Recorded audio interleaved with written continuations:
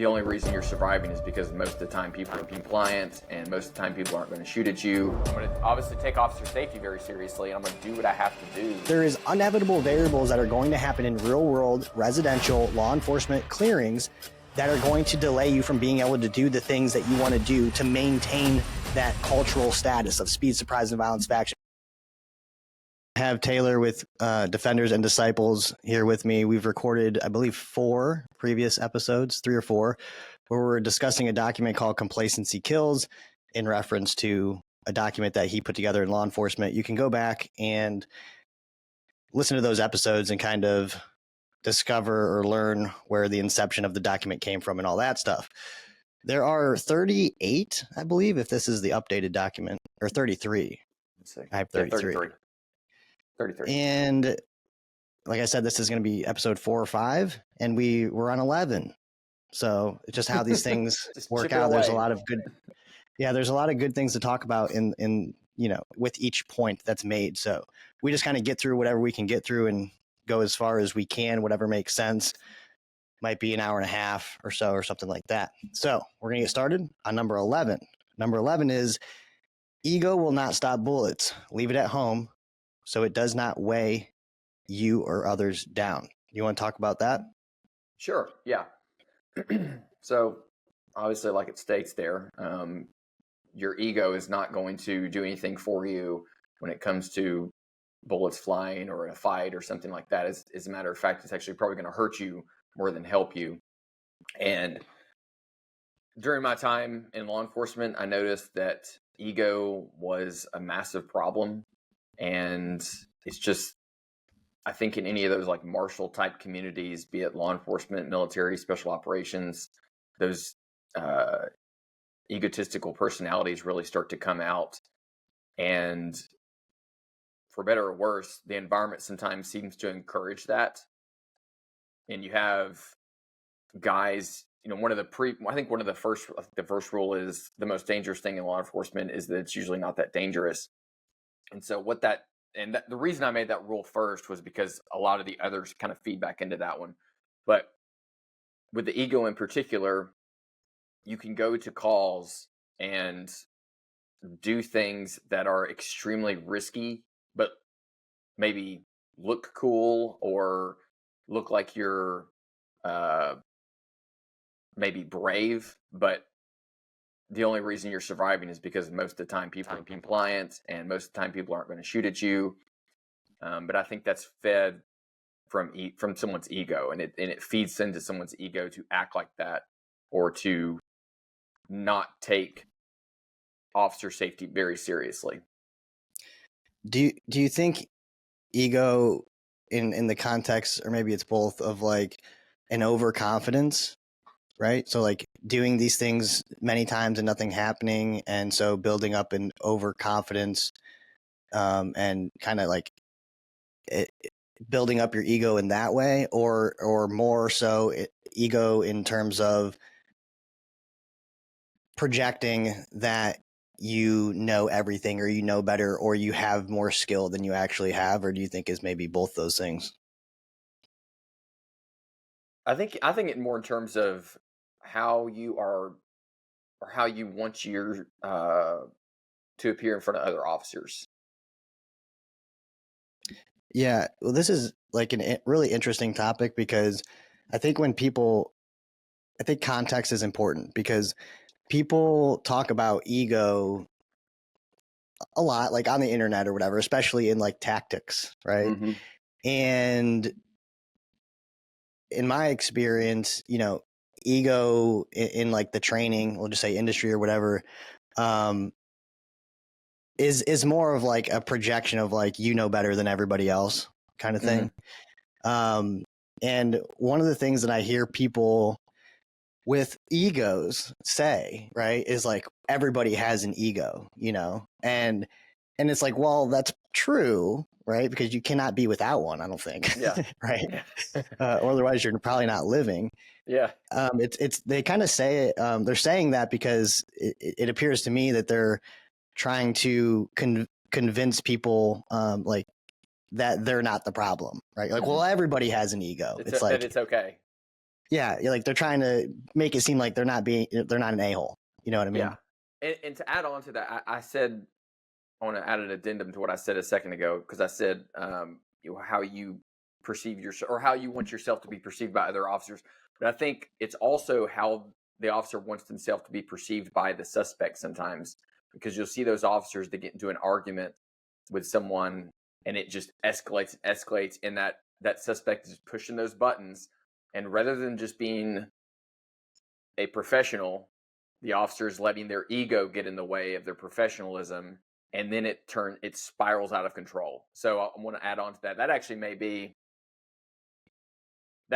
more of a problem than how they want themselves to be perceived to other officers. And I think there's a lot of crossover there and overlap, but the number of times that I saw an officer get, we used to call it rope-a-dope, where the person would just like start getting the officer like wound up, and before long it's like, dude, you need to step away because you're about to be on the news. I also have a sort of a newer found experience with this too, because we can watch a video and know very little or know a lot or whatever, and we could draw that correlation between their behavior and maybe assuming, or rightfully or wrongfully, assuming that they have an ego problem, or they're letting their ego get the best of them, right? And just recently, I would say in the past year, my level of patience has like gone very thin, like, because, and I just have found more of an issue now with just completely unreasonable people, right? And it's like, it's just that thing where it's not like I'm starting the conversation or approaching the situation up here. It's like, I've asked you nicely 3 times. I've told you, like what to do, and now you're just like, your behavior is insane. Like, this can go one of 2 ways, which is, a lot of the time, let's just say, here's a great example. One morning I went to work. I don't know what happened the night before, but there was loud noise calls holding, loud music, and there was like 3 or 4 of them. And like, look, the goal is you don't hear it and you can just clear the call, right? Like, that's the goal. Like, I don't want to get out of my car and go talk to people. Like, if there's no loud noise, it's not loud anymore, right? So I think like the first call, or actually all the calls, right? So in my mind, I'm thinking there's no way these calls are still good, because they've been holding for hours, right? And it's first thing in the morning. So I go to the first call, and there's, people up on the balcony drinking loud music. And I have to get out of my car and say, just like tell them, turn it down. I don't speak Spanish, but like, hey, turn it down or just be done or whatever. They're like, okay. They're like, yes, sir. Thank you. Like, that's what they're saying. I'm like, have a good day. And so I leave. I go to another one, and I pull up, and loud music in a car in an apartment parking lot, and they're drinking, same kind of thing. I don't even get out of my car. I'm just like, hey, turn it down. One guy runs, and I'm just like, what are we doing? I'm like, I'm out here by myself, like there's no other cops, or, at least for the first hour and 15 minutes. And this guy, I'm like, I'm not trying to do whatever it is you're doing. Okay. Yeah. There's no one's going to come help me. It's just funny, right? Like, it doesn't bother me. So I'm just like, because if I was concerned about that or wanted to, I would have prepared differently for that kind of situation. Like, I would have walked up on foot, and I would have been like ready, but I was just like, just roll up like, hey, turn it down. And the one guy, older guy, he's like, okay, yes, sir. Thank you. Turn it down. Okay, cool. Well, 2 days ago, or yesterday morning, whenever it was, same kind of deal happens. I go into work, and there's like 15 calls holding. And, the idea kind of initially is, hey, when you're looking at the calls, if you're the only one there, there's only a couple officers there, is you don't really want to get tied up on anything. So you look at the calls that you think you can clear quickly, right? So I look, I'm like, loud noise call. It's been holding all night. I was like, yeah, let me take that, And this is what, like 6 a.m.? Yeah, 6 in the morning. Okay. So I take that call and I start reading the slip as I'm en route, and I'm like, F. Because they were calling all night, but the most recent call was like 15 minutes before I took it, like calling back to check on the status. I'm like, damn. Gosh, for a noise complaint all night at 6 a.m.? Yeah. Yeah. Jeez. So I think, well, that was the day after officers had shot somebody and killed them. I don't know what happened the night before. Night shift was busy, code 1s and 2s and stuff, and tied up and all that. But I go to the apartment and I can hear the music from the street. So I kind of pull over, make sure I'm at the right place. I'm like, all right, this is it. I look, I can see people sitting like at the tables in between the apartments. There's beer cans all over the place. There's only like 3 people. I can hear the music. I'm like, all right. So I pull up next to them and I try to tell them to, turn down, and they're just like not listening, or they don't hear me or whatever. So I get out of my car. I'm in between the fence and the person, right? Like there's a fence in between us. And this female comes over and I'm just like, hey, can you guys turn it off? Like, we're done for the night. I mean, I'm like, we're done. We just, shut it off. And she basically tells me no. She's like, no, we're not doing it. And this is in Spanish, and I don't speak Spanish, but I know just like enough to know like their behavior and what they're saying. I'm like, you can't turn it down, like you can't shut it off. And I'm like, this is absurd. Like, there's citizens that, that are trying to live their lives, go to work in the morning, and you guys can't party for 2 hours or 3 hours and shut it off at 3 a.m. and just be like, we had a good time, and it's like, okay, so I get it. But now I'm here and I'm asking you to please do this. And you're just telling me no, like you're not going to do it.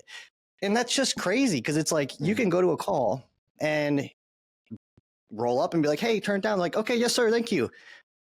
We're done here, And so I'm mad now. So I, pull up, get out of my car, walk through the complex. And at this point I'm going up to, and I get there, and this lady comes over and she's like, obviously intoxicated. She's like basically in my face, like telling me like, and I'm just like, so I like go past her and I'm looking at the speaker trying to like, I'm about to take this thing. I'm about to take it and put it in my car and just be like, I'll come back at noon and give it back to you, So I'm trying to, and now she's like getting in between me and the speaker, and I'm like, doing this in my face.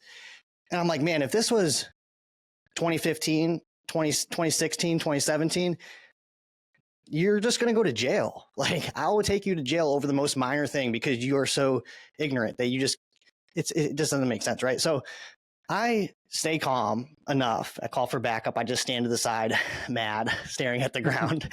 And, they get over there, and she gives them the same problems. But, I could see in an instance where, an officer is escalating that situation, so to speak, in terms of like, I've tried, I've asked, I've told you, none of that is working. And now I'm yelling at you, and now I'm putting you in handcuffs, right?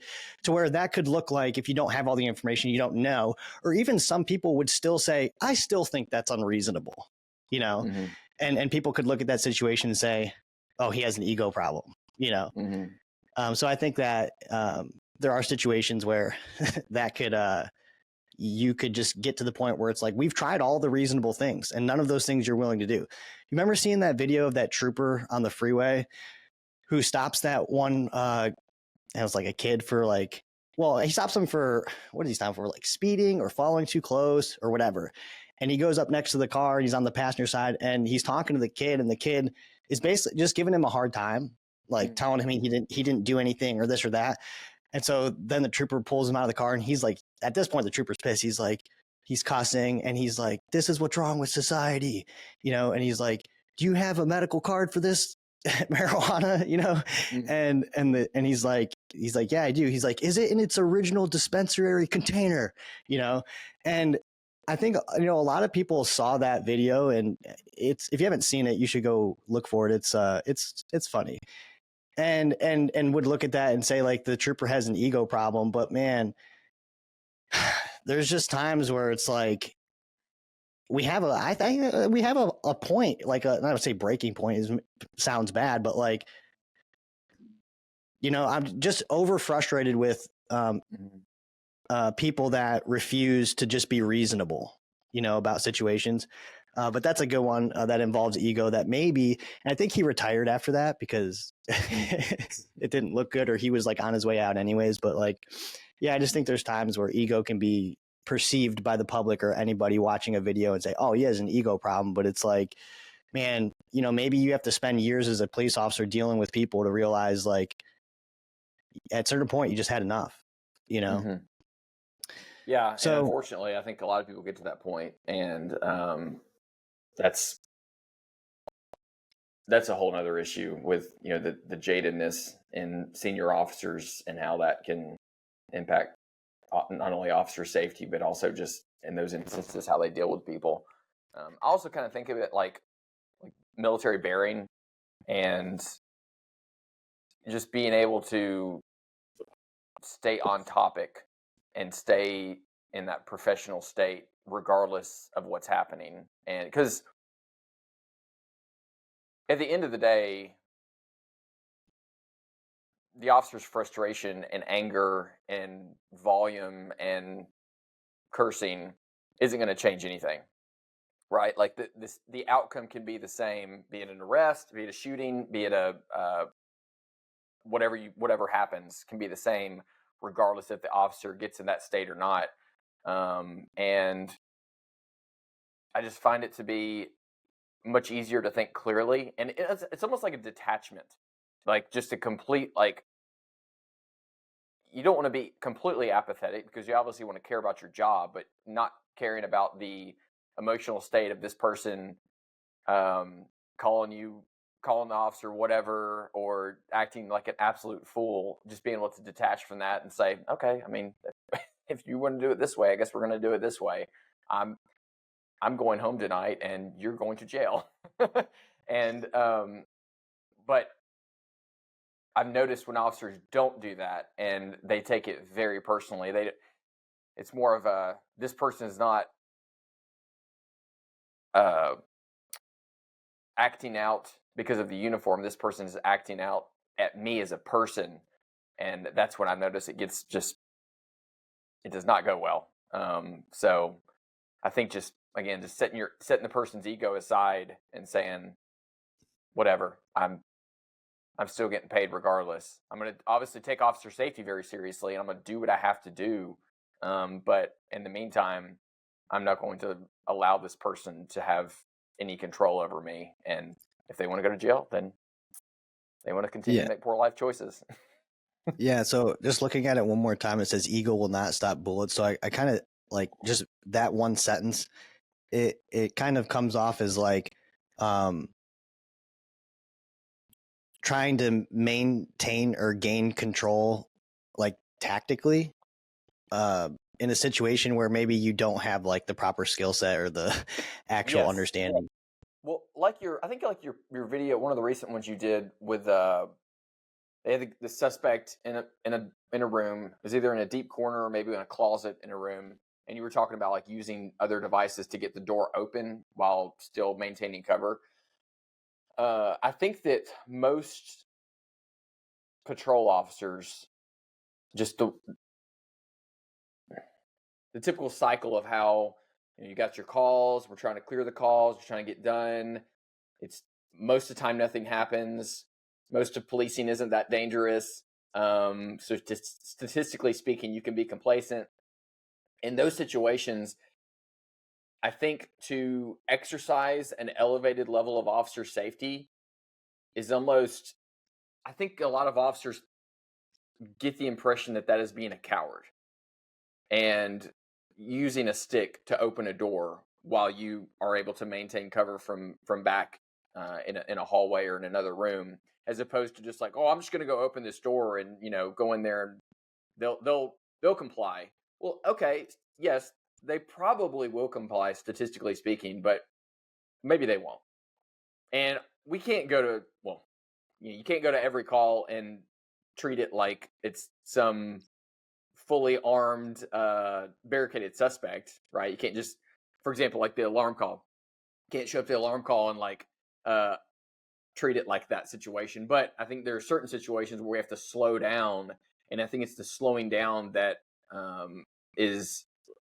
runs contradictory to most people's ego, because they just want to get it done, knock it out. Because you have other officers in zone that are listening to, paying attention to how long stuff is taking, and then there's this stigma of what's taking him so long. This should not have taken that long. It's like, well, maybe she's taking her time, or maybe she's wanting to make sure she has really good officer safety. And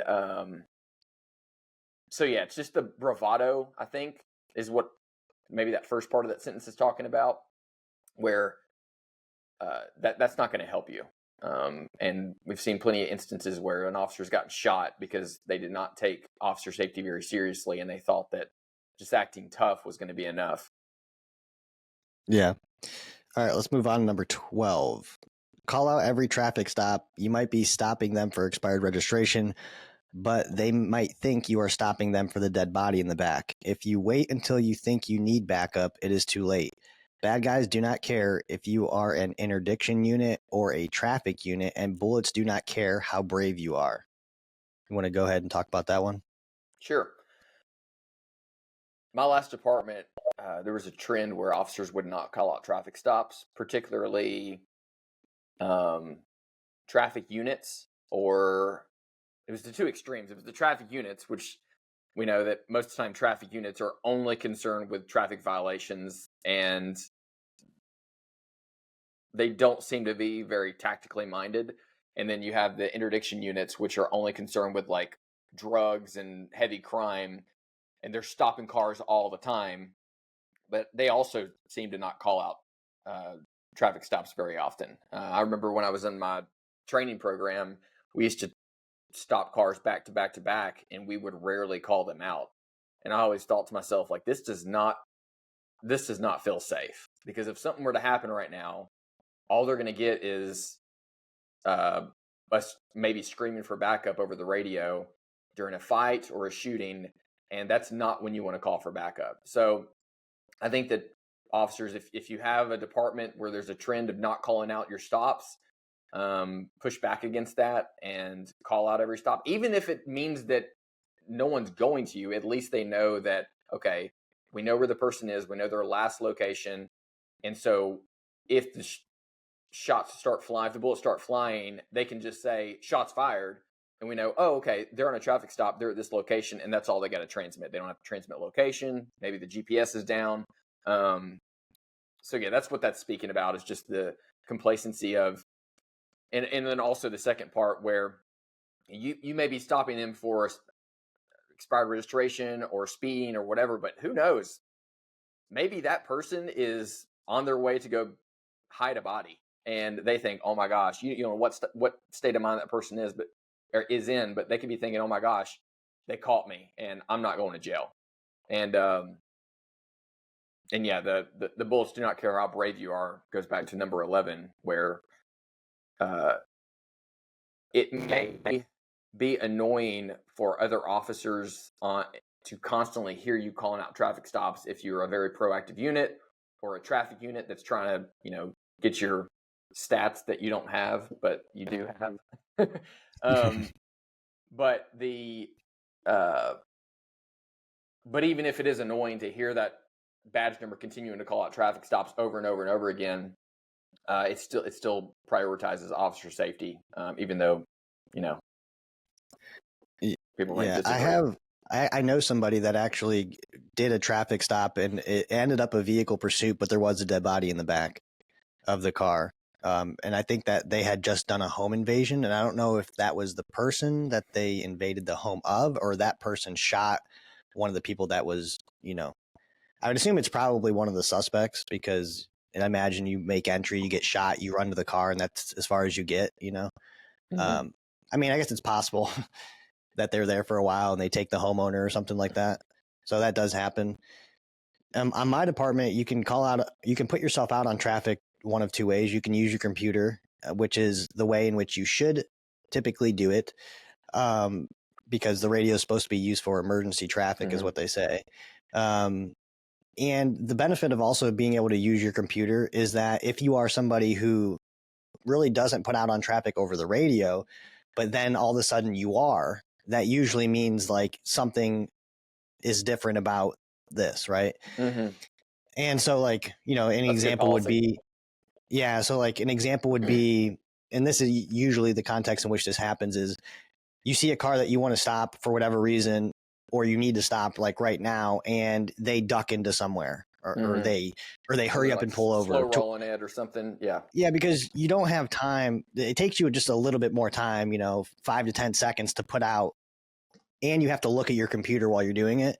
It's Mm-hmm. not really, doesn't really make a whole lot of sense. So there's times where, okay, you get behind this car, and then all of a sudden he ducks into a place, and you're like, oh well, I gotta focus on the car, but I gotta get it out too. And that's why it's good to be able to have both. Typically, if people are listening. Now there are times also when, for example, like a lady ran a red light in front of me or something, and I, for whatever reason, she pulls over, and I can see it's like this elderly lady or something. It's like, but I still kind of want to use the same, tactics in terms of like, I still want to focus on the car, but I can tell I'm not going to need help. And this isn't a situation where people need to be aware of like, oh, he just put out over the radio, we need to go over there. So I always say like, vehicle identification, location, and I'll say it's under control. Like, because then people know, okay, it's just something happened, but it's just a normal stop, or you know what I mean by that. Um, there are also agencies. One of my guys in my class told me this, where they don't put out over the radio their stops at all. I think it was a trooper in another state, and I was like, that's crazy. But that's just a normal thing that they don't do. But they also put suspects in the front of their cars too. Yeah, They I went to some training where the interdiction units were talking about that, or the guys that are in interdiction units would show videos of them having suspects in the front seat, and I think in some of these times it was before they even patted them down, and yeah, I could go off on a tangent about that, but I like what you said about the calling your stops off or calling your stops out on your MDT on your computer. I think our computers did have that functionality, but for some reason, either it was disabled or no one ever used it. I think it might have been disabled. So, but I do like that because I think that, especially reducing the amount of friction to do something that's, be it working out or whatever, it's always optimal to do that, reduce friction. And that sounds like it would reduce friction if you just like tap a button and it logs your GPS location and puts you out on whatever. Yeah, another reason why you might use the radio instead is because the location in the cars might not be working in every car. So therefore, basically, you can type in the plate, right? So like if I get behind a car and I know I want to do a stop, I can type in the plate and not put myself out or do anything yet, activate my light to see if they're going to stop, and then, okay, they pull over. Then I can just hit one button, boom. And it like puts me out at that location with that vehicle. But if your location on that car isn't working, like the GPS locator or whatever, there's like an extra process, which is like you have to go to like hit this button to select what call you're putting yourself on, which is like a list of 300 calls. So you have to like find traffic stop, click traffic stop. Then you have to type in the physical location, like 3000 Smith Street. Then you have to actually type in the plate, and you can't do that like if you have to get out. It's just not possible. So that's another reason why you might just use your radio instead. So let's go move on to number 13. Your seatbelt is statistically more likely to save your life and keep you in the fight than your body armor. So why wear one but not the other? You can defeat a level 3 retention holster under stress, then you can defeat your seatbelt. I think it's also probably... If you can defeat a level 3 retention holster under stress, then you can defeat. That's a good point. I think that it's probably statistically more likely that officers just die, from traffic collisions than they do, being, feloniously assaulted. And I think like thing to point out here is like there's a time and a place to wear your seatbelt, which is when you're traveling on the roadway at a speed. Yeah, when I would roll into a neighborhood or apartment complex, I would always unbuckle. I actually still do that. And it's just out of habit. And I think that you can build those habits to know when it's not black and white, right? There's some judgment there, but going 40 miles an hour down a road is definitely a time when you want to wear your seatbelt, especially when you have oncoming traffic going the same speed. So, relative speed of 80 miles an hour if you hit someone. But it's amazing how many officers do not wear their seatbelts. We had this one FTO. This guy was a goofball. Now he's a sergeant, obviously. I think he got promoted because he was a goofball. It seemed to be the trend at my previous department. But one of my buddies were on the FTO program with him, and he would not wear his seatbelt. And I think my buddy asked him, like, hey, maybe said something about it. And his only response to that was, live by the sword, die by the sword. Yeah. That sounds like ego. Yeah, his IQ was left of the bell curve. I'll tell you that much. I know a guy that I found out also wasn't wearing his seatbelt that was on my team, and I remember like continuously giving him crap for that because I'm like, how does that make any sense? You might as well be a smoker if you're not going to wear your seatbelt. Yeah, and again, you might as well not wear your vest. Which we had some guys that did that too, just didn't wear their vest. I've thought about this a lot, but one of the things I was thinking about too is, in our department, if you get into an accident and you don't have your seatbelt on, they punish you for it. Like you get days off for it. And I think the idea is that it encourages you to wear your seatbelt, maybe, I guess that's the idea. And maybe it does. But also, if you got into an accident, you got hurt. I don't know how, like... Insurance. Yeah, I don't know how also getting days off of work because you didn't wear your seatbelt helps the situation, but maybe I guess it's your fault, so. Well, I think with insurance too, like if you either get hurt or killed, their insurance actually has kind of a back door in terms of they can not cover you, because I think same thing with like traffic vests. If you have like a policy with wearing traffic vest and you get hit by a car, now whether or not they will, pay your family or whatever, who knows, but it at least would give them an out. And we know that insurance companies are always looking for that. Yeah, that's true. All right, let's move on to number 14. When units are available and dispatch asks if you would like another officer, say 10-4 or whatever terminology you use. If you wait until you need them, it will probably be too late. You can go ahead and talk about that one. I have some points on that as well. Yeah, sure. So if it's a slow day and there's not really much going on and the units are available, just go ahead and say 10-4. So many times it seems to be the case that, or it was my experience, that if dispatch ever asked an officer if they wanted another unit, and each department has their idiosyncrasies and customs and courtesies with how they do things and how they manage radio traffic, but we had dispatch whenever they would ask another officer if they want another unit. It was, and I think it's the ego thing. Once again, it's the whole, I can do this by myself, I don't need help. I think it comes from that mindset, and they would typically say 10-50 or no. And it's just, why not, right? If other officers are just sitting around playing Angry Birds on their phone or watching Netflix, why not say, 10-4? Even if they get there when the call's been cleared, so what? I mean, they're working, they're on the clock. Now, if you have a bunch of other calls pending and a bunch of other calls, that's a different story. And dispatcher's probably not going to ask in that moment. But in my experience, they're also probably asking you for a reason. Maybe they have some additional context or got a feeling about the call whenever the person called in. That's kind of my thoughts on that. It's more of just a lot of the trend in this document is defaulting towards officer safety. Like, just default towards officer safety at all times. And so go ahead. Well, I'll try not to go off and stay on topic, but I think I've said this before. I'll probably say it a bunch more times before we're done with this. But you've said that the thing that makes policing dangerous is that it's not really that dangerous, right? Mm-hmm. And I also believe, or even it's a matter of fact, that most police die, because they're committing a procedural error, right? Like complacent, right? They're doing, or I mean, it could really honestly boil down to training, lack of training, lack of understanding, lack of taking it seriously.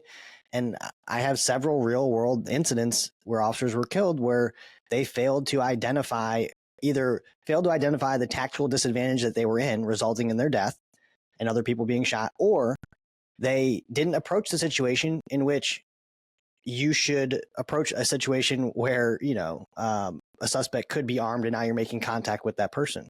Mm-hmm. I mean, there's a way to do that. And the way that most cops do that is just like, hey, man, come here. Let me talk to you. Like we're having, like we're about to have a conversation, and not like, hey, this guy might try to kill me. I might want to stay back. Mm-hmm. Let me put him at a tactical disadvantage before I make my approach. Like, so yeah, it's not really that dangerous, but also I've told people this a number of times, somewhat recently, like all other officers, is that I don't think it's that dangerous either when you're doing the things that you should be doing, right? So not only statistically is it improbable or not, that you're not going to encounter a truly lethal scenario, but also if you're doing the things that you should be doing, then it's just even more improbable that you're going to be hurt, right? Yeah. And that goes down to, like, again, disregarding other units when they're saying like to get a check by for you, right? And I think that there's at least in my experience, some legitimate reasons for not. And I do this too occasionally, where, first of all, I'm not even kidding when I say I'm the only one for like at least the first hour and 20 minutes in like an area that's just too big for me to be responsible for. So the last day that I worked, basically, essentially our area is, it's made up of 4 beats, 4 beats. And, let's just say you have this beat, and that's kind of my area, which is like they're connected, basically. They're adjoining. So we run calls in both, right? Well, then you have all the way over here, it's like not even attached to, you have the city, the county, and then you have us again. And then going the other direction, you have another city beat there's a bunch of county area in between, so they're not attached, right? So you have one guy over here, me, and then one guy over here, right? So even if we wanted backup, it could take 15 minutes, it could. So I think you have enough training and experience. Here's a good example. You get dispatched to a trespassing call that's 3 hours old, and she dispatches you and asks for a check by unit. I usually try to call. A lot of times I try to call the caller, on my way there, so I can get more information. And if I don't get anything on a callback, then I'll just say I'll advise. And if it's at a gas station or something like that, like it's 3 hours old, they haven't called back, they're probably not there. And a lot of times they are, because logistically speaking, inconvenience, or it doesn't actually make sense to try and pull somebody else to come, back you up for something that isn't necessary. So there are times when it is truly not necessary, but I also hear cops disregarding units when it sounds like it's probably necessary for you to have one. And so that can also happen. I think that officers will more, experienced officers or guys that have been on a long time will disregard a check by unit, because they probably think that having another person there witnessing the conversation that they're having, and either doing or not doing something they're supposed to be doing, could kind of make them have to do something, where in times they'd be like, oh, you guys are fine, just go your separate ways, when they should be doing a report or something, right? Yeah. And so like they want to be able to, and actually I have a true story that I'll not tell you now, or I'll tell you off this, where that happened.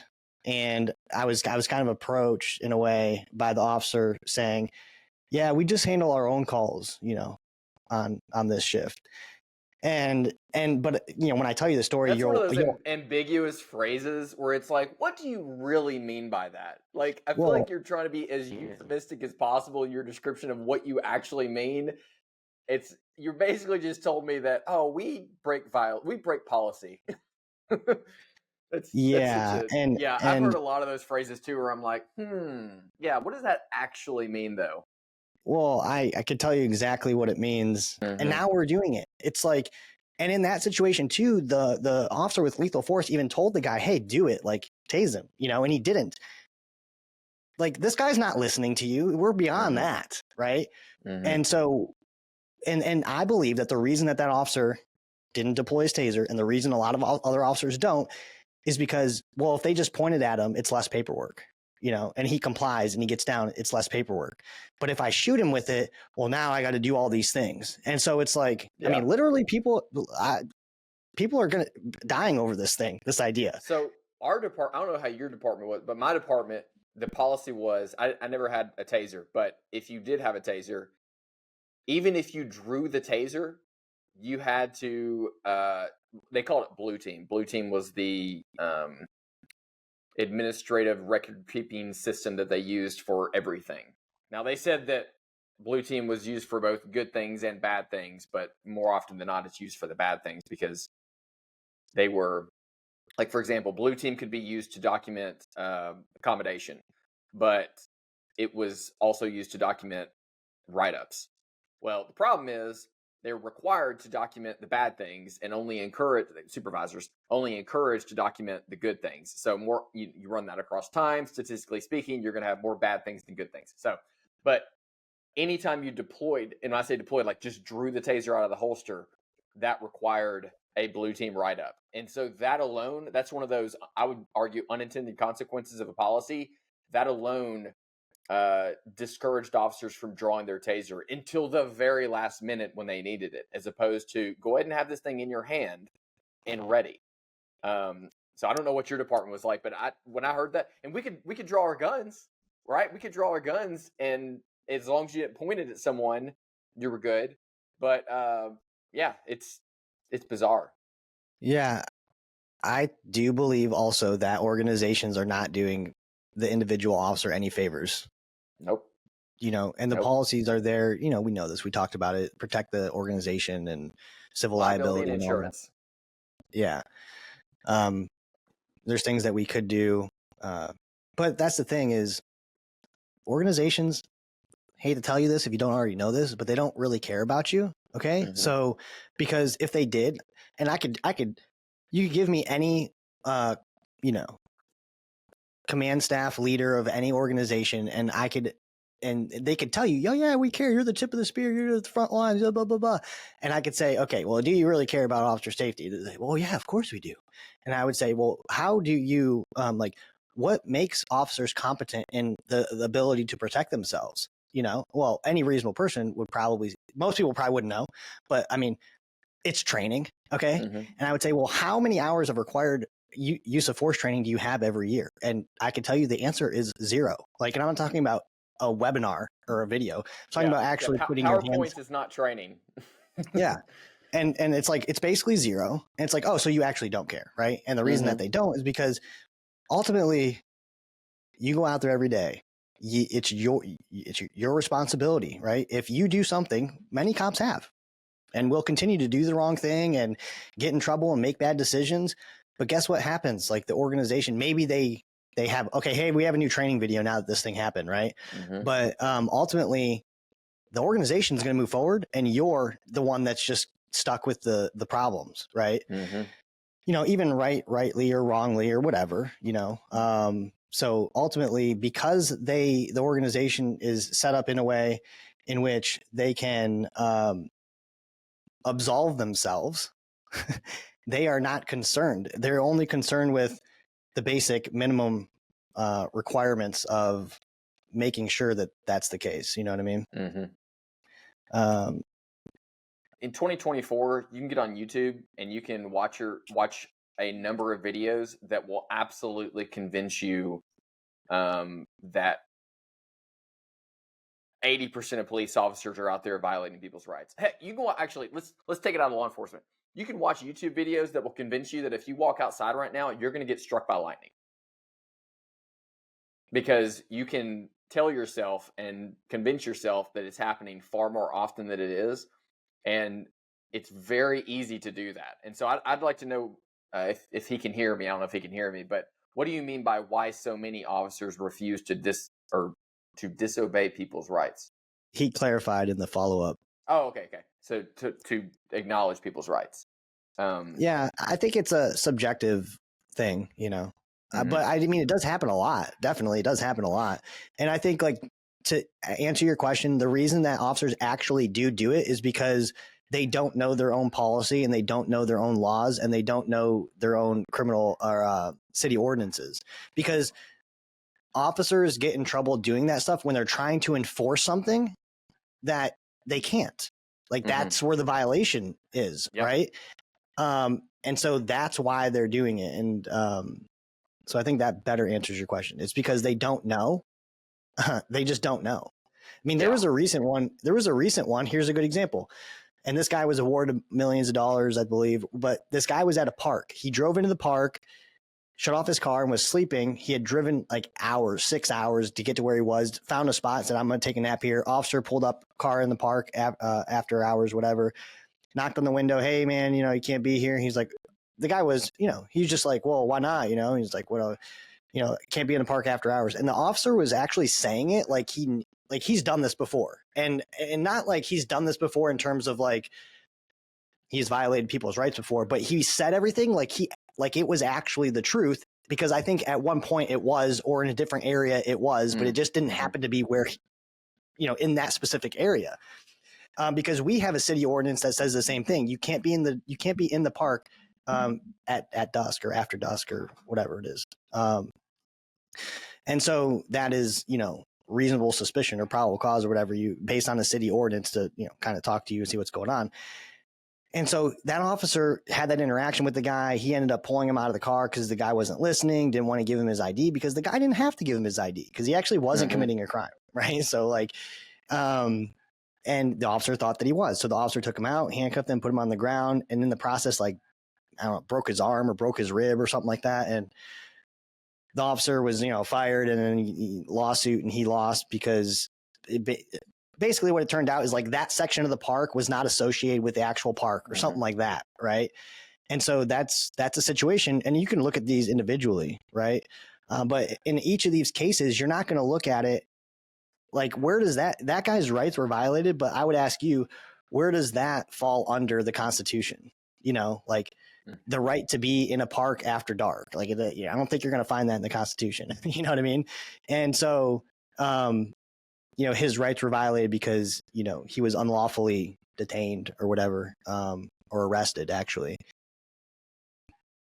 Because of, and I may have even told you the story before, but so there's, for example, that particular person will always disregard a check by, so there's times where it makes sense. There's times where it doesn't. I am of the opinion where, for the most part, I just never disregard them when there could be a suspect there, or it's a new call or something like that, but yeah. So let's see here. The next one actually goes hand in hand with that one. It's kind of the other side of that, but go ahead. Yeah. So number 15 says, do not let the game on your phone. Am I on the right one? Yeah. Do not let the game on your phone or that Netflix episode be the reason that you do not back up a fellow officer. I would say just what it sounds like. Yeah. Whatever the reason is, there's certainly people that would vouch for me on this. Even if it's like an accident, I don't hate accidents. They're not hard. It's just a bunch of stuff, like it's a bunch of non-law enforcement stuff too. Yeah. Insurance purposes or whatever. You got two tow slips you have to fill out. Both those tow slips have to be entered into the computer. You have 2 exchange forms that need to be, filled out and exchanged. And then you have to, so you have, at that point, you have a report and an accident report to do. And it would take you a simple accident, from start to finish, filling out forms and doing all that, an hour and a half to 2 hours maybe. And I know, because I like when people do this for me, that I do this for other people, is like, I'll go by and just did it last day that I worked, check by an accident. I'll do the tow slips for them and I'll enter them into the computer. It's just one less thing that they have to do. And usually, not all the time, and maybe you guys can try this if you'd like, is that I would say for the most part, it's reciprocated. If you're doing this for them, a lot of the times they will show up and do the same thing for you. It is frustrating though when you're doing it for them and they're not. It definitely makes you go, yeah, well, I'm not gonna check by and help you on that accident because where were you? Or you showed up to help me and you didn't do anything. I will, like, hey, do you mind doing this? But it's plus it gets you out of service too as the guy who's helping. So I think like you should just, if you're available, you should go by. I remember being in roll call one time. This is early on, like 2015, 2016, and there was a code one, assisting officer, and I think it was just like a maybe a vehicle chase or actors on the ground or whatever. And I guess supervisor had pulled up like the AVL, and he saw like units were going the other direction. From What's where AVL it was. stand for? I don't know what it stands for. I don't. It's just like the map of like it's the map of that. Yeah. And so, we had a conversation where he said in roll call, like, I better not see you going the other direction when an officer needs help. I remember another story where my buddy, who was my partner for a long time, was riding with one of the older time guys who's like way gone now. And there was like actors, and he was like, they were going the other way, and he's like, are we going to go help? And he said something to him like, they'll be fine, or they got it, or something like that. Man, it's crazy. I've even seen on scene FTO watching rookies struggle with the guy and just stand there, like condescendingly telling them what to do, like grab his hands, go. I'm just like, man, that's crazy. Yeah, I don't think it's you're not in the defensive tactics room like training. This is real. That's not where you maybe discuss it afterwards, but sitting there and watching, that's insane. But why, and this is true too. Like, man, I got a new story on this. I'm not going to tell you right now, but why would an FTO or any person not want to assist in a situation where you see officers struggling with the guy? It's not about skill. It's not about, I don't know, or I'm scared. It's that they don't want to do the paperwork involved in it. Because as soon as they touch them, oh, now I got to fill this out, and that sucks, man. And I see that being one of the major reasons for complacency in officer safety, and not acting when you should, and not doing what you should when you should, and allowing the situation to deteriorate to the point where, like, you're actually not in control of the situation anymore. It's really bad to see officers doing that, and it puts officers, I would say like me, or officers that, like, look, man, I don't want to put my hands on you. I don't want to even take you to jail. Like, that's not my objective here. But I'm not going to allow you to control the situation because I'm thinking worst case scenario. Right. And so in a situation where, okay, I'm trying to handcuff you and now you're resisting, that's a situation where I go, I'm going to quickly control this, right? And I'm going to do what's within policy and within my legal right to do to, get control of you. Whereas, another officer would continue to either just try to talk to him, or they would just like, just like not do a takedown or not do, something that's authorized. Man, I think, like, yeah, if you look at those situations where officers have been killed, like,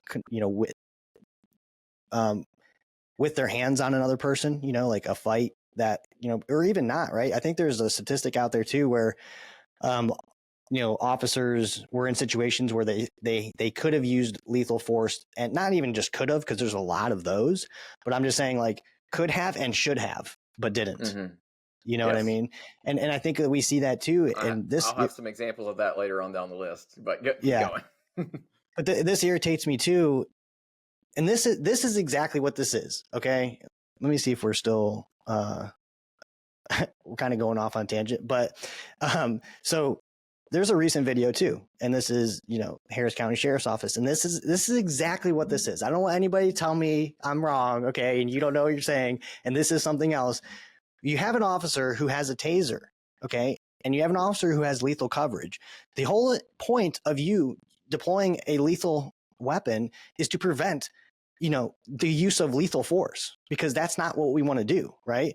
So we want to use these less lethal tools to gain the attack. point of you deploying a non-lethal weapon. You said the point of you deploying a lethal weapon. Yes, if I misspoke there. So yes. Yeah. The whole point of deploying a less lethal option is to prevent the use of lethal force, and gain control of the situation. So that could be a situation where, maybe a guy doesn't even necessarily have, you don't even know if he has the means available to him to actually use lethal force against you, but he could. Like, for example, he could be standing in a kitchen, non-compliant, and takes an aggressive stance, right? It's like, well, are we going to fight this guy with a bunch of knives and stuff around? Like, these are all things that could happen. But there's a recent case, and this happens all the time, and this is something I talk about because it irritates me. You have an officer with less lethal, and you have an officer with lethal force. How do you not know and understand your policy on when you can use less lethal? It's I want to say it's broad, but it's very basic. Okay. Like the way that his demeanor is a factor, the way that he's standing in aggressive stance, he's balling up his fists, he's threatening you, right? He's not obeying commands. He's taking a step towards you when you told him not to, right? These are just all factors. Not any one of these things necessarily means that we do this. But in this particular case, this dude was all bloody already. He was holding something above his head that was like a weapon of some sort. And he's continues to like not listen and walking towards them in the street. And what happens, which is something that constantly happens, is officers wait until the dude is running at them. In that specific case where the officer did that, and you looked at, well, why did he do it? Is it complacency? Is it he didn't know? Is it he's was actually trying to violate his rights? Well, the issue, if you actually read into it, it was more likely that he believed what he was doing was factual because in certain areas it just didn't happen to be right there, if that makes sense. Yeah. Well, and one of the paradigms or principles I used to operate under was, and I still do, is don't tell someone to do something unless you can force them to do it, unless you can legally force them to do it. Right? Don't ever tell someone to do something. And I mean, that applies to even basic civilian to civilian interactions or citizen to citizen interactions. Because if you can't force them to do it legally, then I think that's when that whole ego thing comes in. Officers tell someone to do something and the person says, no. And then now the officer's like, well, I told you to do that. You have to do that. It's like, then you get rope-a-doped into violating someone's rights. And this is something I've told people too. Police probably wouldn't like me telling this to people, but I think it's the right thing to do. But if you don't know whether or not you're legally required to do something, simple question: ask the officer, "Am I legally required to do this?" Be it answering a question, be it showing your ID or whatever. And whatever he says at that point, do it. If he says, yes, you are, then do it. And then find out later on whether or not you were legally required to do it. And if you weren't, you have a massive federal lawsuit that you can use and wield against that department and that officer. But sitting there trying to play court on the street is not going to work out for anyone. And asking that question alone puts the ball in the officer's court to either lie and risk his job and federal prison, or tell you the truth, which is which they most of the time will do, is tell you the truth and tell you whether or not you're legally required to do it. I had a situation one time. This actually happened to me where there were these guys parked on the side of the road. They were parked legally, but we went up, made consensual contact with them. And said, no, I take that back. I pulled over the car. So it was a driver and a passenger. And so I had PC, obviously, to talk to the driver and ID the driver, but I did not for the passenger. When I went over to the passenger, I said, hey, can I see your ID? And he said, am I legally required to do that? I said, no, you're not. And he said, Thank you. I appreciate you saying that. He was like a law student about to graduate with his law degree, and it actually turned out to be a really cool conversation. And he was like, "That was amazing that you didn't sit here and argue with me, and you just told me what I was legally required or not legally required to do." And there's a tactful way to do it too. If you say that to an officer with a massive ego and temper problem, "Am I legally required to do this?" You may get more tickets than you would have gotten that day. But if you don't know and you're in question, just asking that simple question can clarify things, because again, it puts the ball in the officer's court. I will say that the main reason why you don't want to basically get yourself in a situation where you're fighting the police, even though they're wrong, is because you're basically rolling the dice on the level of competency in this officer, right? And we've seen, officers use lethal force, right? Like, you could do something in your mind that is, just maybe not something you're noticing that you're doing, and they could be like, oh, he was reaching down into his waist, but really you're like pulling your pants up or something, and then they shoot you, and then you're like, well, now you're just dead, right? Doesn't really matter at that point. But I would say it's a bad idea to take it that far and hope that the officer is competent enough to handle himself and even just subdue you accordingly or correctly. But I'll clarify one thing. We're not saying that the federal or the Constitution or even state law or even city policy or city ordinances or that policy trumps all of those things. That's not what we're saying, because I think people are thinking that, like, oh, well, someone said the federal court during trial policies are not law. We know that. We're just saying that policies are written in accordance with the laws and city ordinances and the Constitution in mind, and they're more restrictive.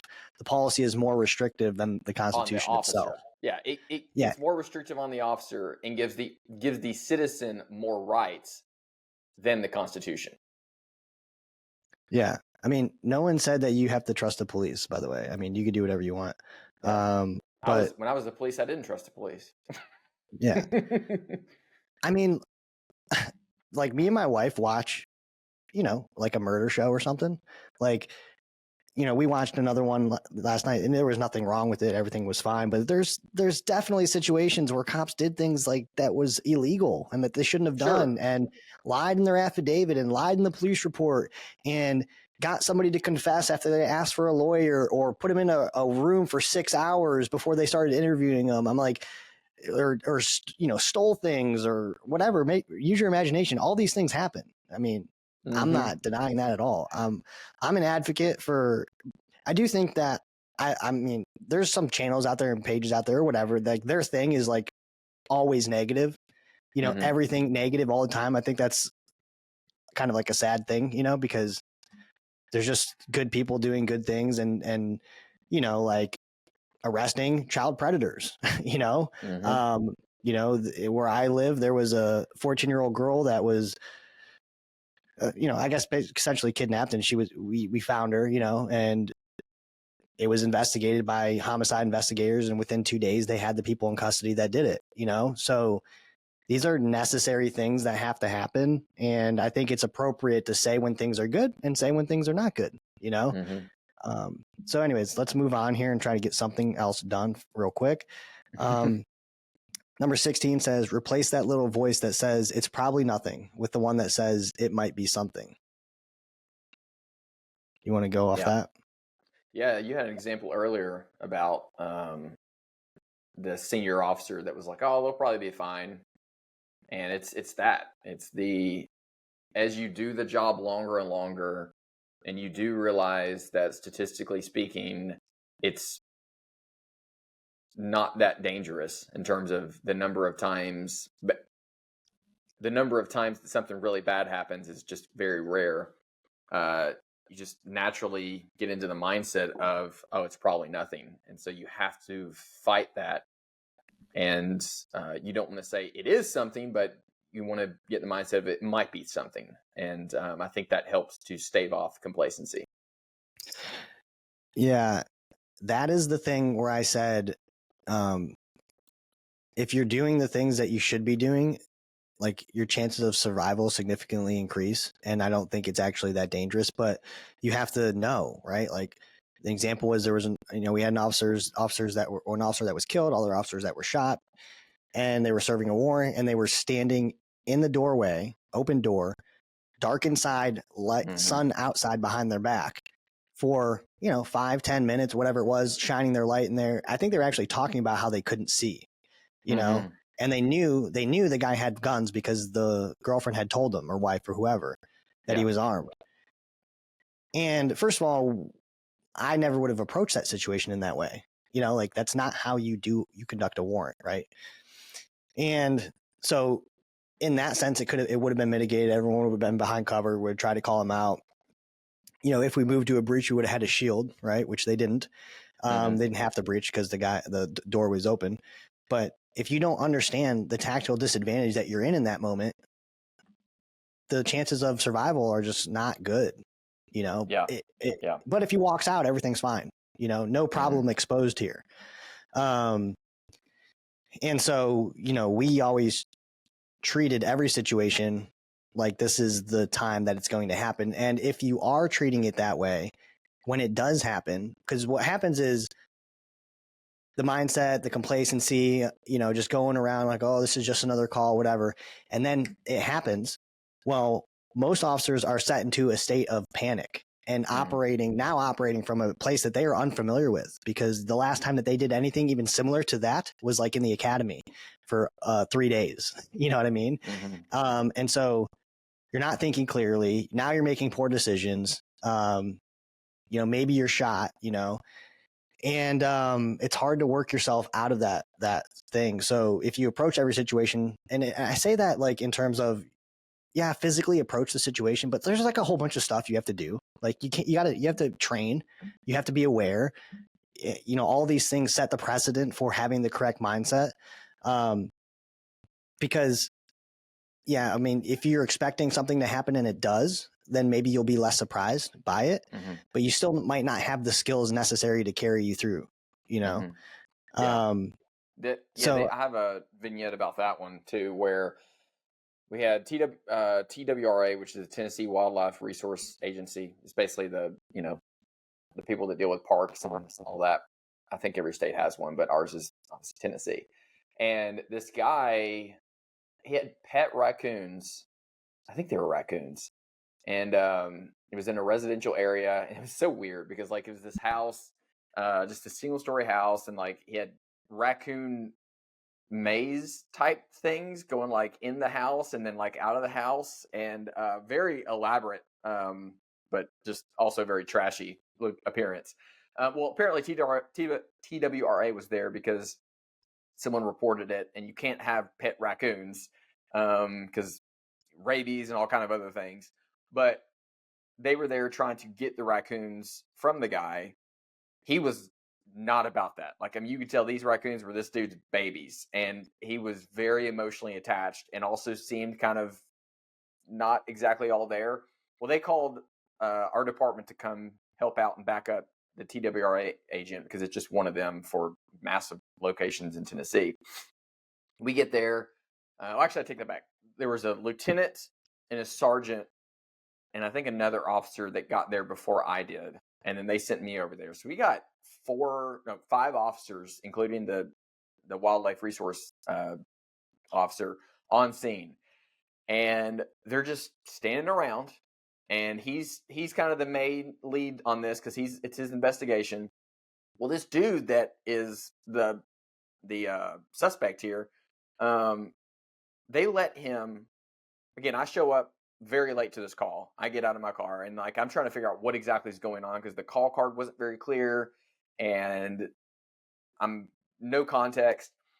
Well, this dude is like just walking around everyone, going in and out of his car, going in and out of his house, and I'm thinking, this does not feel safe. Again, I'm the most junior officer on scene at this point, and in those moments, like, okay, I could have said, hey, Lieutenant, hey, Sergeant, how about we get some more tactical advantage and do something different because you guys are standing here with your, hands in your pockets and this is not safe. You guys look like idiots. Like, I could do that, right? There would have been some consequences from that from a professional standpoint. What I did do instead was I backed off. I got kind of behind my car and I just observed the situation from like I was there still as backup, but if something went sideways and he decided to come out with his AR, I was going to hopefully be the best one or the one with the most tactical advantage in that moment. Um, but there's so many situations, I'm sure you've experienced those too, where you show up out of context and you're like, this is not safe. But all I can do right now is be concerned with my own officer safety. And you guys do you, and I'm going to do me. But yeah, it reminded me, the story you mentioned reminded me of that, where you got officers that's like, guys, what are you talking about? Like, those situations where you're standing there and you're thinking, this could go really bad really quickly, and this could be a YouTube video tonight. This could be an officer body cam YouTube video tonight. And if you get that thought in a moment, that's when you should probably step back and put yourself behind cover. I've had several instances like that where it's like, yeah, this just does not feel right. Yeah, and to that, kind of to caveat on that or piggyback on that, what I've also learned in the previous year and a half is, being somebody with a lot of training and experience from different levels and team environments, is that it becomes an unreasonable thing to try to control other people on a scene, control other people on the scene and also deal with the problem, right? Mm-hmm. Like I have no problem stepping back and like, hey, you do this, hey, you do that, let's set up over here and doing that.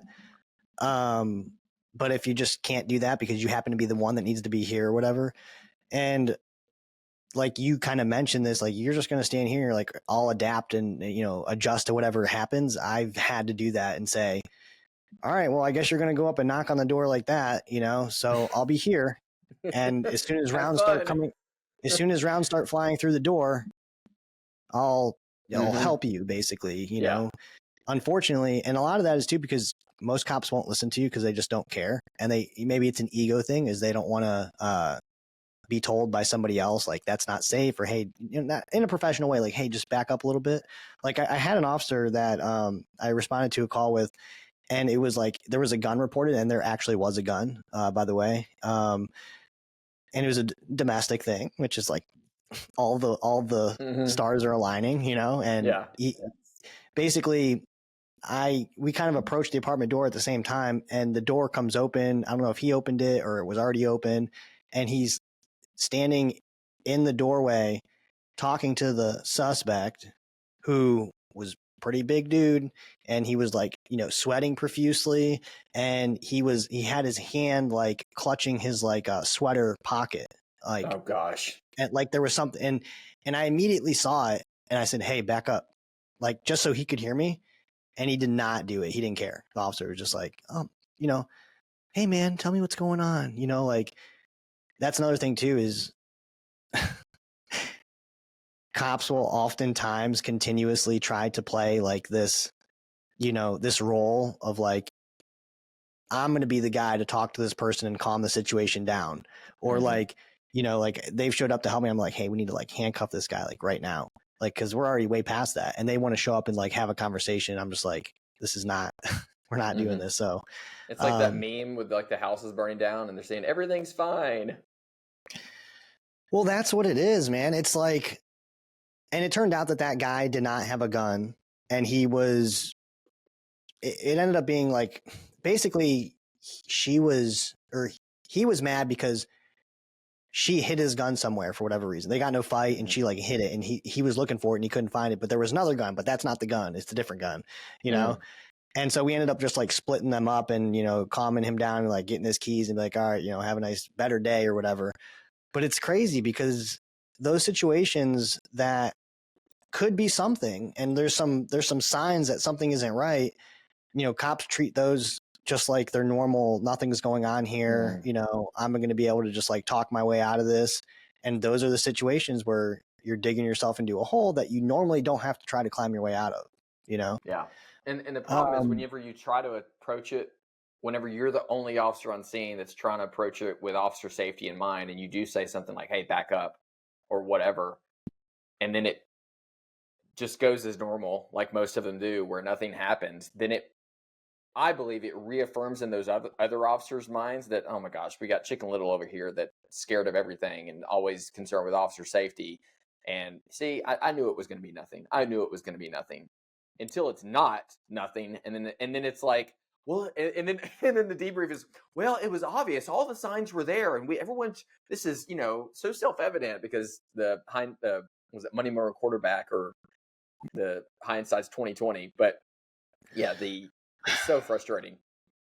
Yeah, I mean, I feel like we could just talk about this stuff forever. There's endless mind-boggling situations. I posted on the Instagram. The more police-oriented Instagram is kinetic_concepts1, and I posted on there. And I've done what these officers have done a lot, and they're taking down a murder suspect in a vehicle. And one of the officers, he leaves his car because he kind of had to get to a point where he could see the suspect. But instead of moving to another vehicle where there's at least some cover between him and the suspect, he just moves just to the right out rear of the suspect's vehicle, and the suspect is inside the passenger seat, or reaching back into the passenger seat, and he's in the open. So, okay, pause. Okay, I'll tell you what happens here every single time there's a shooting. What do you think? Well, let me ask you. When the suspect turns around and shoots, what do you think the cop does? Duck and run for cover. Yeah, exactly. So, and usually coupled with that is firing indiscriminately, so to speak, right? Maybe I'll just give you the benefit of the doubt and say, while you were being shot at, you were able to put accurate rounds on the guy because he ended up actually being hit by multiple officers. While you're running sideways. Yeah. So, listen, I'm trying to save you guys from yourself, okay?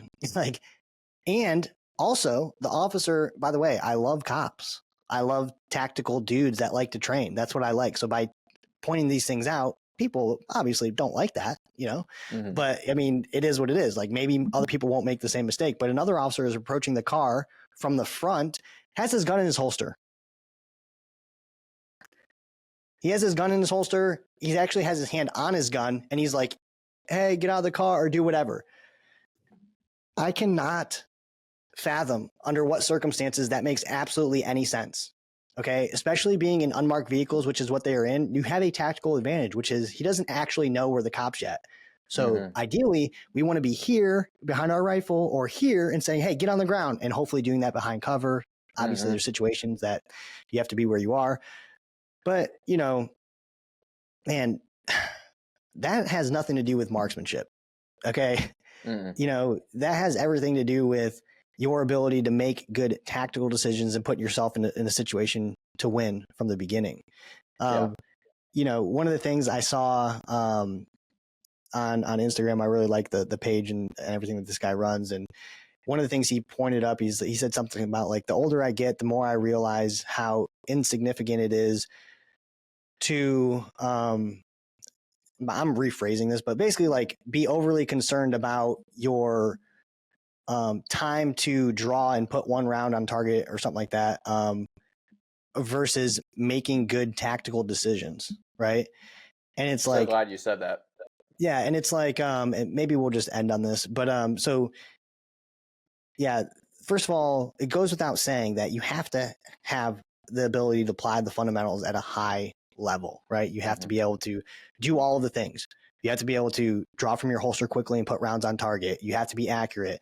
You have to be able to clear malfunctions quickly, shoot on the move, all these things. So when I say, oh, well, but just to point out is making tactical decisions is more or less going to be the thing that saves your life, not that. I'm not saying also don't worry about this other stuff. Okay. But, and I also posted this too on the Instagram lately too. It's your speed reload is not going to be the difference between life or death. Has it probably been in an instance somewhere where, well, you went through 17 rounds and now you have to reload to save your life? Maybe, but if you look at all the situations in which officers were killed, and specifically I'm building a document on the summaries of officers that were killed in tactical situations surrounding warrants, none of those had anything to do with marksmanship. Okay. All of those had to do with decision making and staying behind cover, one of the, I've been on this thing talking about speed, surprise, and violence of action, and how, basically it's like, it was bought and sold to law enforcement, and it became a culture thing where it's like, that's how you build yourself up within the culture of tactics in law enforcement, by validating yourself as a operator or somebody who can do CQB is like, well, are you doing dynamic entries? Because if you're not, then you're doing surrounding call outs, and then everyone's like, oh, that's lame. Oh, that's whatever, right? You need to rush to your death. Rush to your death. So like, again, not to try to get off on a real tangent, but there's a time and a place where that's necessary. Active shooter, hostage rescue. But when we do that, we are assuming more risk because the mission requires us to do that. And, I've been talking lately about speed in this whole idea of dynamic entries. And so like mostly everybody is knocking now, right? Knocking and announcing, right? So, in the situation I did where on the YouTube where Cops Unbiased review of real world CQB tactics of the Louisiana Parish DEA task force thing. Well, they go up and they knock on the door, and then they make entry, and then you can, their movement throughout the structure is, it's not like constantly moving, but they're moving, right? Like they're making a next decision and going, and they get to a door and they pop the door open. The guy there with the gun, they get in a point blank shootout. The guy shoots two cops. They put him down. Okay. But like my question is, what is surprise anyways? Like, I do believe that we can gain surprise in a moment's notice. Basically, okay, we're in the house. We know he's in this room. He knows we're here. But if we hit the door and throw a banger in there, are we gaining an element of surprise? Yeah, probably, right? So it can be won and lost. But if we're knocking and announcing, please search warrant, and then it's taking us 8 hits to get through the door, where is the tactical advantage in that? It just doesn't exist. And so one of the things that there is inevitable variables that are going to happen in real world residential law enforcement clearings that are going to delay you from being able to do the things that you want to do to maintain that cultural status of speed, surprise, and violence of action, a barricaded door or a door that just, you can't get it open. Okay, you're inside. Now it's cluttered everywhere. How fast are we moving? We only have 8 guys to go inside this house, and I have a 2-story, 3,600 square foot house. So are we going to split teams like downstairs and upstairs? I mean, we have to send at least 2 in each room. At some point, you're going to get to a point where you don't have enough people, right? So what's going to happen? You probably clear the downstairs, be waiting, and then start moving upstairs when you have enough people. Well, 2 minutes has gone by. So like, are we still inside that thing? So, but there's this summary report where officers were serving like a search warrant, and they hit the front door. They couldn't get the front door open after a number of hits. So then that same breaching team, moved to the back door. And as they began breaching the back door, somewhere in that time, the suspect started shooting out and killed an officer or a couple officers or whatever. So it's like, we're not even identifying the fact that, well, we don't even have like speed at this point because we're not even inside. Like we don't have surprise because we knocked for at least, we'll just say a minute, announced, tried to hit the door, failed, moved the team around, took another minute. Now we're at best 2.5 minutes working on the rear door, and now we're shooting. So it's like, it just doesn't even exist, this whole, necessarily speed, surprise, violence of action thing. Well, and then you also, going back to the draw, right? Having a fast draw. Yes, you should be able to produce your gun in a quick amount of time. How quick? We can debate about that. I'd say sub 2 seconds is a good, like, just everyone should at least be below 2 seconds.